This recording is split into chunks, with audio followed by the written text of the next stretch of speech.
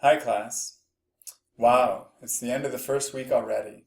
I posted the writing guidelines for the class on the class portal. These guidelines provide the basic concepts underlying business writing. Every document you will be writing in this class will be in memorandum format. The writing guidelines prescribe how to write that type of document. This video will provide you with greater insights into actually building a memorandum. So, let's get started. Pull up Microsoft Word, and at the top of the first page in a memorandum, you write the word memorandum and bold it.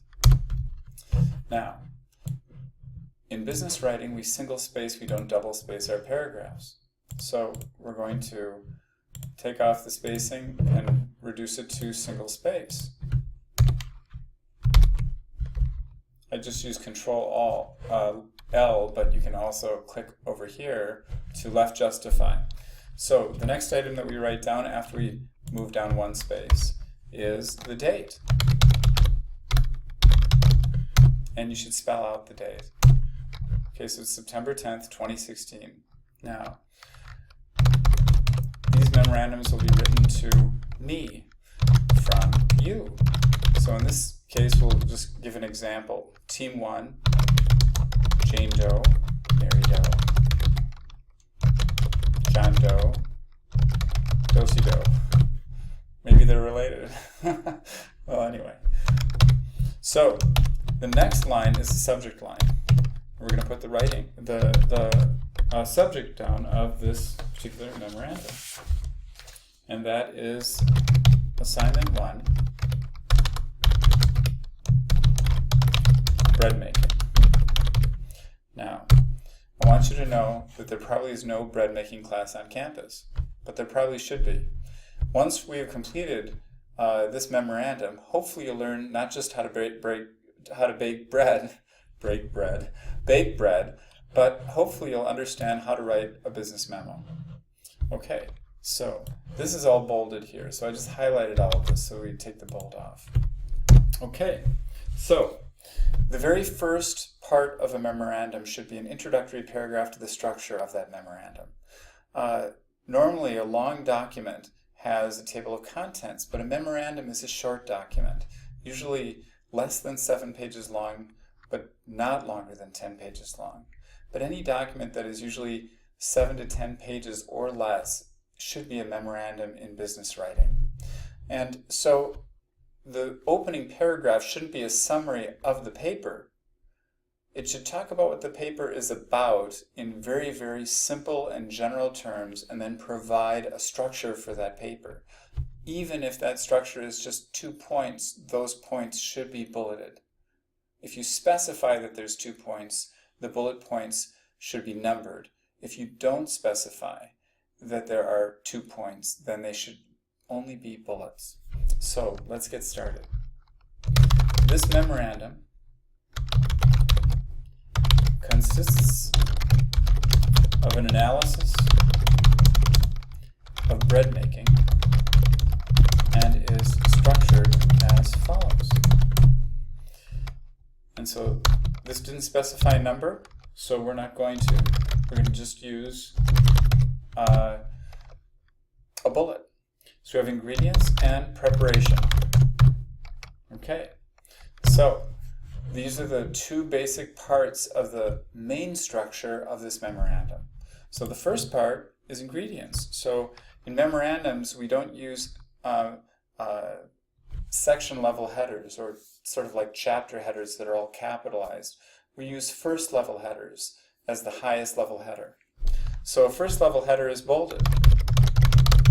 So we have ingredients, and that's bolded. Okay? And then we're going to provide you with a list of what the ingredients are for making bread. But in this list, we don't identify how much of those ingredients should be used or why those ingredients should be used. Those types of things should be reserved for subparagraphs to the substructure of this memorandum. And so with ingredients, we have, in order to make bread, the following ingredients are required.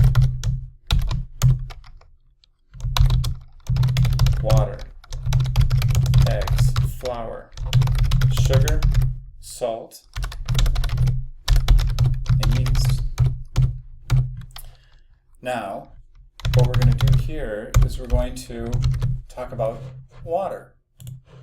And instead of writing about water here, we're writing about water in a subparagraph so that the reader can see what the main ingredients are and then get more information if it's required in subsections or in subparagraphs to the subsection. So, if you notice here also, this second level header is underlined and it's indented 1/4 of an inch. And that 1/4 of an inch is aligned with the sublist that is represented to which this follows. So, regarding water, 1 1/8 cups should suffice.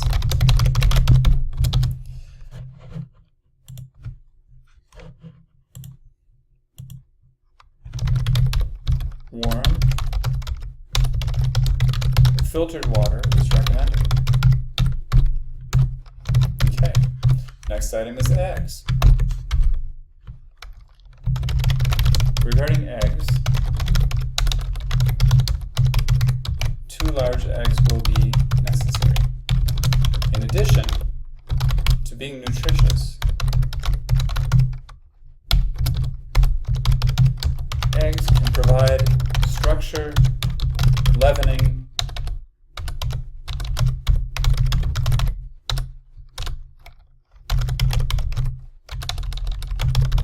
richness, color, and flavor to the bread.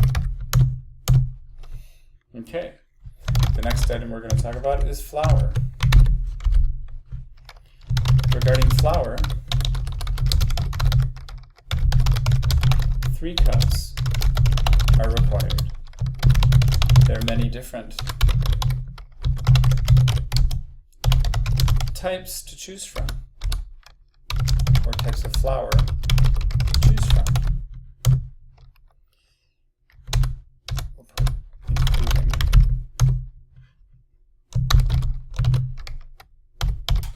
all-purpose flour, almond flour, amaranth flour, barley flour, bread flour, buckwheat flour, cake flour, corn flour, coconut flour, and farina flour. I'm sure there are a lot more types of flour than just what I've listed here, but it gives you a good list to start from and maybe to experiment with if you're going to be making some bread. Now, this list should be indented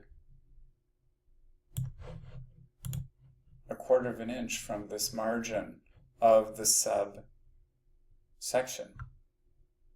paragraphs. And we're going to talk about 2 of these items, all-purpose flour and bread flour, but not all of the items. You don't have to talk about all of the items, only those items you think are relevant to your memorandum. So, let's talk about all-purpose flour.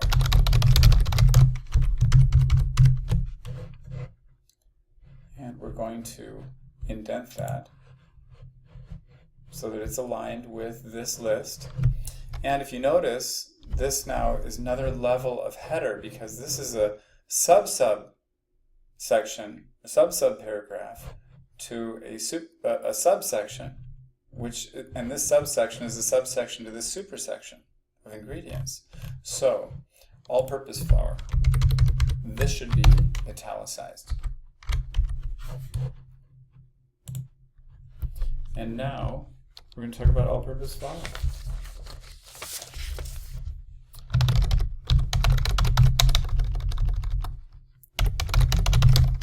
All-purpose flour is a blend of hard and soft wheat. It may be bleached or unbleached. It is usually translated as plain flour. Bleached flour is chemically treated. write this is good to know, but it is good to know. This impacts the nutrition content of the bread substantially and negatively. And then there is bread flour. Okay. So, bread flour is a white flour made from hard, high-protein wheat. It has more gluten strength and protein content than all-purpose flour. It is unbleached and sometimes conditioned with ascorbic acid,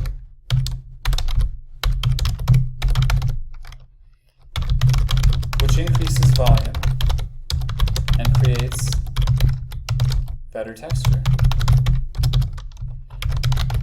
Bread flour is 12% to 14% protein, gluten, and is much higher in protein than plain flour. Now if you notice here, at the bottom of this previous page, there's that dangling header. We shouldn't have headers sitting by themselves at the bottom of a page. So we're going to just bring that down to the next page. Okay. So now we're going to talk about the next ingredient, which is sugar. All right. Now, sugar should be actually indented just 1/4 of an inch, because this is just a sub-paragraph to this particular section. So, now we're going to talk about sugar. Regarding sugar, 2 tablespoons is recommended. Carbon dioxide from sugar is released when bread bakes, causing it to rise.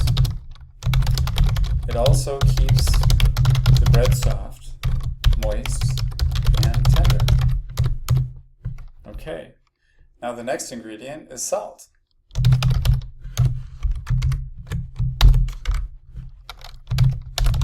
Regarding salt, 1/2 teaspoon is recommended. Salt plays a role in tightening the gluten structure and adding strength to the dough. It also helps the loaf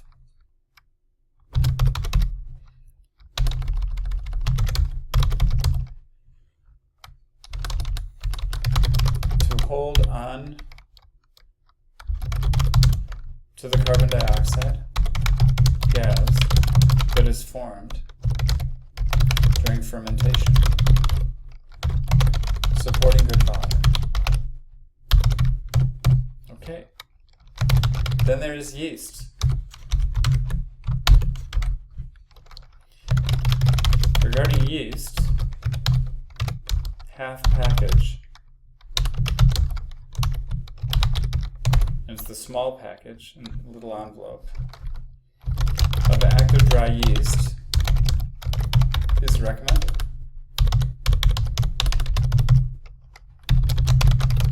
Yeast makes the dough rise. Yeast cells thrive on simple sugars. As the sugars are metabolized, carbon dioxide and alcohol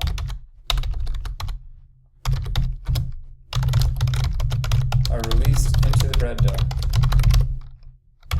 making it rise. Okay. And the last ingredient is oil. Regarding oil, 1 tablespoon of olive oil. What I like to use, because I think it's healthier, is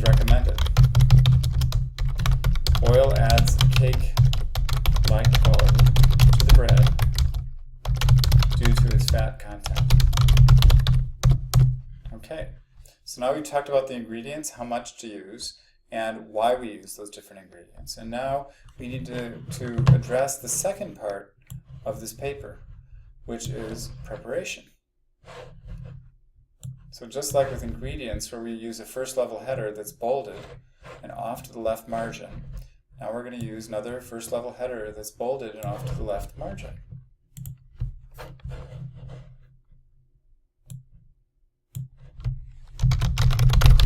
Preparation. To properly prepare the ingredients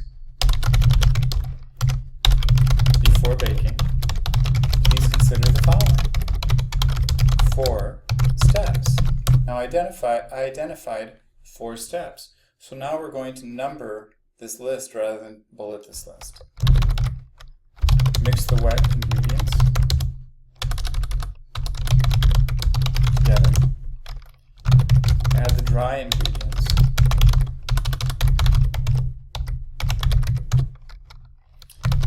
Knead the dough and bake it. Okay. So now we're going to number this list 1 through 4. And the first item in this list is going to be explained now in a subparagraph.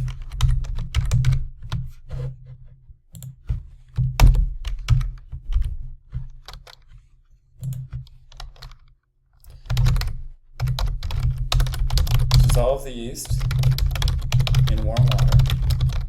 Then add the eggs, oil, and sugar and mix thoroughly. Then add the dry ingredients. That's the next step. Combine the salt and flour together. And then add it to the mixed wet ingredients.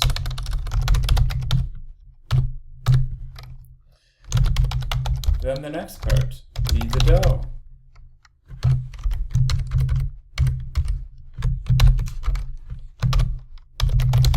Knead the dough by hand.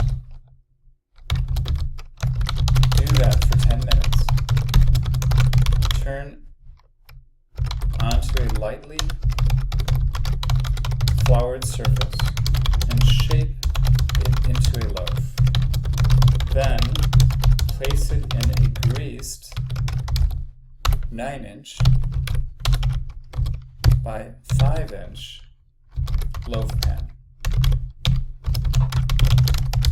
covered with light cloth, and let it rise for about 35 to 40 minutes. And then the last step, bake it, or we could say bake the dough, and maybe that's what we should say, or bake the bread.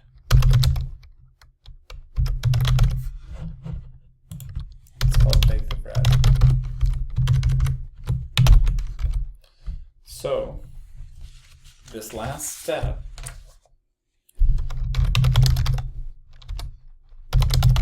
bake the dough in the bread pan at 375 degrees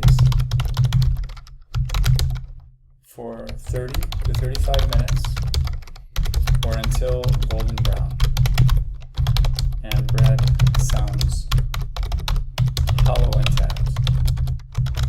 Remove from the pan to a wire rack and let it cool. Then enjoy it. Okay, so now we have a good part of this memorandum written, but there are some issues yet that we need to address. First, there's no page numbers. Second, there's no document reference headers up in the upper left-hand corner of each of these pages. It's subsequent pages. Of course, there is only one subsequent page at this point. So, what we're going to do is we're going to go to page layout, page setup, and we're going to highlight different first page. And then on the second page, we're going to insert a header. And that header will say assignment 1,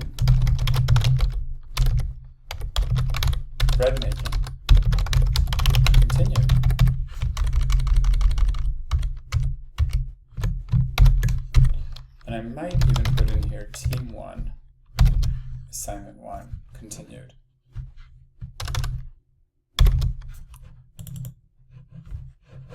And then at the bottom of the page, we should put page numbers.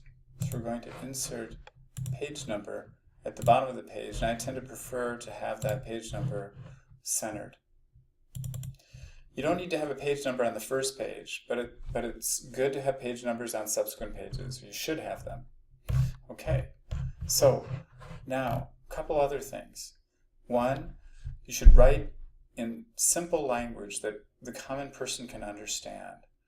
Don't look for as many 3 or 4 syllable words as possible to write with, so that people have to sit there and flip through a dictionary to figure out what it is that you're saying to them, because again, we're trying to make this reader friendly. On another basis, there's no endnotes and there's no bibliography. So if you're going to use footnotes, and let's use some examples of footnotes here. You want to use footnotes so that the reader will be able to just look at the bottom of the page to see where that information came from. So let's move up to, let's see. Let's assume that maybe somebody told me how to make the bread, and let's insert a footnote here, or a reference. We should go to references, insert footnote, and let's just say it's Chef Mary from the Grand Restaurant in Paris, France. It was from a personal interview. There is no Chef Mary that I know. There is no Grand Restaurant in Paris, France, as far as I know. And so, but I'm just using this as an example. Okay, so we have one footnote here. Oh, and let's say that, oh my gosh, who told me that I should use 1 1/8 cups of water? Well, I'll add another footnote for who that person was or where I found that. So let's say I found it on a website, cookingbread.com. Well, if I just left it at this, it might be sort of searchable, but there might be lots of articles on cookingbread.com. So what I should do is I should be much more specific. Now, you don't have to follow MLA or APA format. The key thing is to just make it so that you're consistent in how you lay out your footnotes, and so that they're searchable. So I'm putting down website, www.cookingbread.com. John Doe, get it? Doe. Making fabulous bread.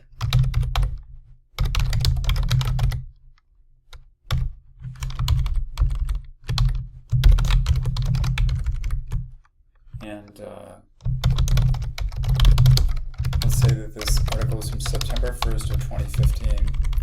So I know who wrote the article, what the name of the article was, what website it came from, and what the date was. Okay. Now if you notice here, see I have all-purpose flour? There's a dangling header right here.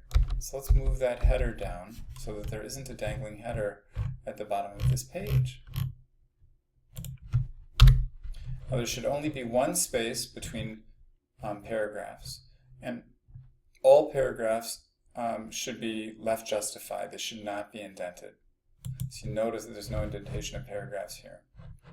Now let's just take a look at the whole page. Let's take a look at what this document looks like.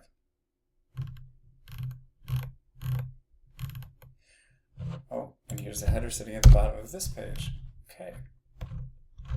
So it's good to go out to 100% view so you can see most of the page, so that you can see if any of the formatting looks like it's off. If you notice that there's just a single space in between sections, in between paragraphs. I use the same type of font throughout the memorandum. You should only use one type of font. If there's certain things that you want to highlight, you can use bold, you can use underline. For example, look here, I've got flour, and I want somebody to know that, gosh, those 3 cups should be used of flour when you're making bread. Because I'm talking about flour in here, I want them to very clearly be able to see the quantity that's required. So I can do some things like that. So you can underline, you can bold, you can do some other things internal to your writing. But in the case of how you're laying this out, you want to use one type of font, and you want to use a 12-point font. You don't want to use a 14-point font or a 16-point font. It doesn't look very professional. You don't want to change your font styles throughout your paper. It's going to look sort of like a web page and a little bit off. It's not going to look professional. It's not going to look clean. So you want to leave it like what I'm presenting to you here. And if a user was reading this now, they're looking at this paper and they're saying, okay, here's a memorandum. Here's who sent it to me. This is what it's regarding. This is the subject. Oh, I can see that it's talking about bread making, and there's two parts to this paper: ingredients and preparation. And when I look at ingredients, okay, I can see what the ingredients are right here.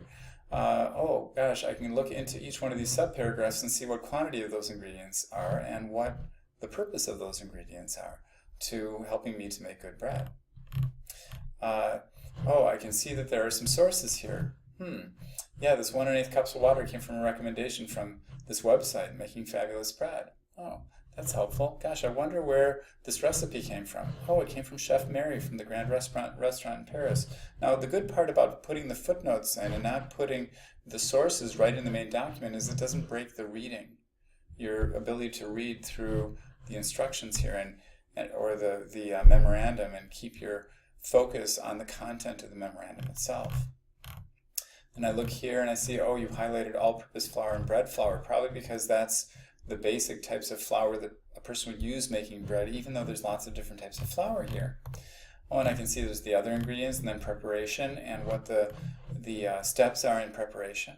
All of this just really stands out and makes this entire document very reader-friendly. So I hope that this helps you in being able to better structure and write the memorandums that you're going to be writing for this class. If you have any questions, please ask me. I'm going to post this memorandum to the class website. We'll talk to you later. Bye.